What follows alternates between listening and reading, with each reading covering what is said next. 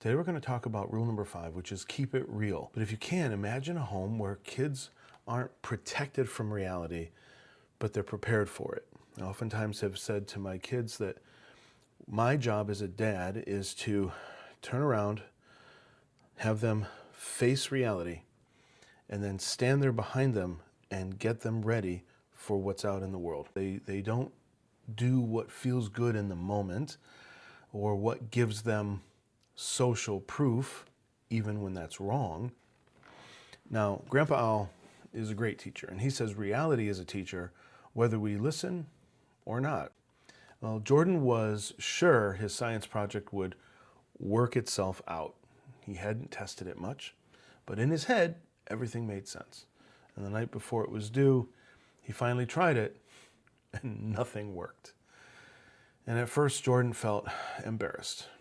His instinct was to blame the materials or say the instructions were confusing, but his mom sat beside him and asked calmly, "What's actually happening right now?" In other words, not how it should be, but what is.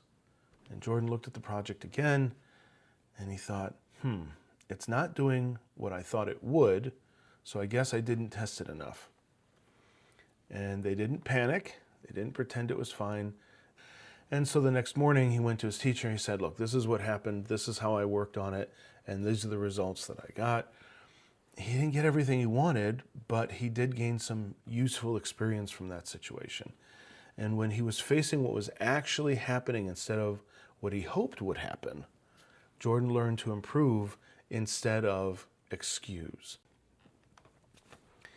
Emma had heard two different stories, or two different versions of the same story at school. One of friend was, had talked about how a classmate had cheated. Another said the teacher was unfair. Everyone seemed sure about what they were saying, but everyone sounded emotional. And Emma felt pulled to pick one side or the other. It would have been easier just to agree with whoever was talking to her at the moment, but instead she paused and she answered, "I don't actually know what happened."